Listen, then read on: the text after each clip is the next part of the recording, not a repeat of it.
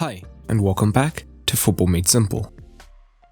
The first leg of the Champions League was the center stage, as Pep Guardiola's City hosted Carlo Ancelotti's Real Madrid.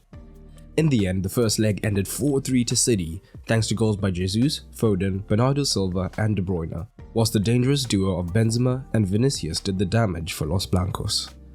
The XG showed City were dominant in terms of chances, but what tactics did both managers use? Let's take a look. And if you want to take your enjoyment of the game up, I'm happy to be working with my fantasy football app of choice yet again, Spitch. Spitch is my favorite fantasy football app, as not only can you play for free and still win cash prizes, the scoring system is much more interesting. It's not just goals and assists, so players also get points for passes, tackles and interceptions, meaning that all 11 players are crucial. Even better, Spitch's overall scores and prizes is reset each week. So, if you join today for example, this week you have as much chance of winning a prize as anyone who started playing on match day 1. So, download Spitch for absolutely free through the link in the description below to give it a go, and to help support the channel. Also join the FMS EPL community on Spitch, link down below, and I'll shout out the best performers. Currently it's available in the UK, Germany and Austria, 18 years old and up, and you need ID to fully register. We'll begin with City, who did have more of the ball. City were often able to get on the ball deep, as Real were not always looking to press high up. And Real could defend in a traditional 4-5-1 shape, but we often saw one of the midfielders push up high alongside Benzema so that both City centre-backs would be under pressure and potentially be forced to play backwards.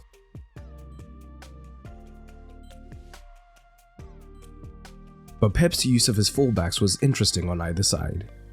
They could both invert in a reversion to tactics we saw with the earlier City sides. This could be why Guardiola, rather than using Jesus out wide with a false 9 as we've often seen this season, had two genuine wingers who in these situations would now be isolated in 1v1s against their fullbacks where they could look to take on their man.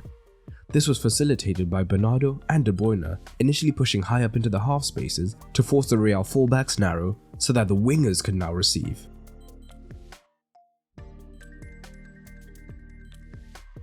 We see some of this in City's first goal.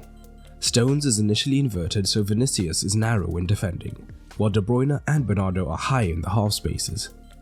And although Vinicius tries to recover, Mahrez is already taking on Mendy in a 1v1, and Bernardo's run from the half space drags Alaba out of position. So now Militao's in trouble, as when he looks to track Jesus, it allows KDB to make the run on his blind side, leading to the goal. The right backs were slightly different, as Stones would almost always hold his position deep, but when Fernandinho came on, he could stay deep from where he was a much more adventurous passer than Stones, looking to play runners in. But he also had the option of going up on the overlap. But the left hand side was key for City. As discussed, they could facilitate the 1v1 for Foden. However, both De Bruyne and Zinchenko often looked to move to the left to facilitate the overload.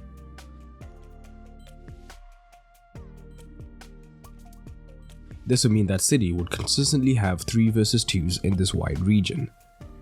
So if Rodrigo was high pressing, with Foden holding the width, De Bruyne would often have space in this middle region.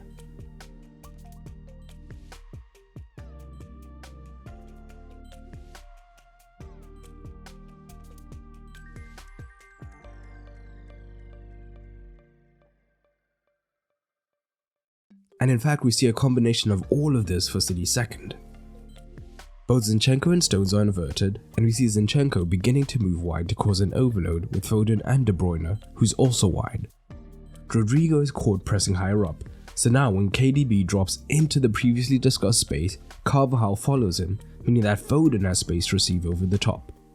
This drags Militao out of position, and Carvajal has to cover. So now when the ball is played back, De Bruyne has acres of space because of that left hand side overload, and his cross leads to the goal. Ancelotti did look to adapt to this by bringing on Camavinga and allowing Valverde to move to right wing.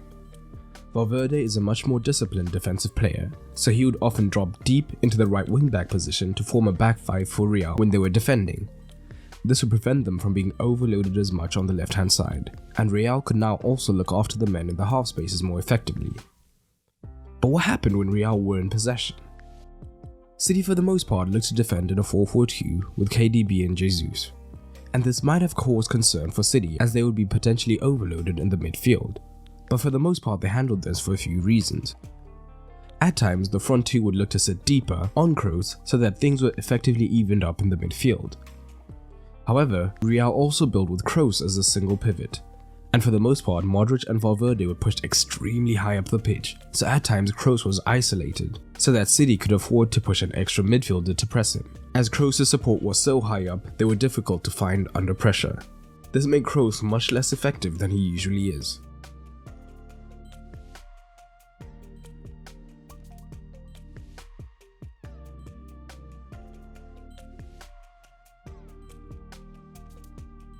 Presumably, Ancelotti set up in this manner, as if they did manage to get past this first wave of City pressure in the 4-4-2, either Modric or Valverde would be in a good position to receive and run at the defense, which we did see on a couple of occasions.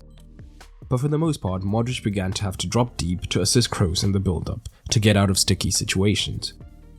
Alternatively, Vinicius and Rodrigo in the deep build-up remained fairly high and wide, as due to City's high line, there was potential for finding either running in behind. This was in contrast to their roles higher up the pitch, where both tended to tuck in, as the Real fullbacks had the authority to push high up to provide the width.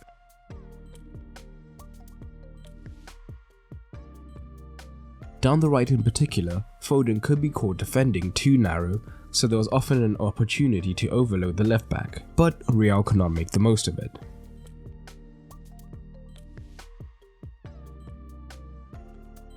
Overall, it's a result that keeps the tie in the balance, which will be disappointing for Pep, given how dominant City were during the match. But how do you see the second leg ending? Drop it down below. For the tactical score, despite the scoreline, there was a gulf in class, with City looking far superior throughout the 90, earning Pep a strong 8. Real on the other hand looked shaky at times, and were assisted by City's lack of finishing, meaning Ancelotti only earns a 5, but drop your ratings in the comments. I hope you enjoyed this video, and if you did, you might enjoy the content available on my Patreon. Not only does Patreon help to support the continued production of content, as I am a one-man team, but it also gives you early access to videos that will come on the channel. You'll also get exclusive videos, get to vote on polls, and so much more. And it's cheaper than ever, no longer having a tier system, so everyone on the Patreon gets access to all the content. So head over to patreon.com/footballmadesimple to check it out. And a special thanks to my patrons, including Adam Keating. But that's all for today, and remember, keep it simple.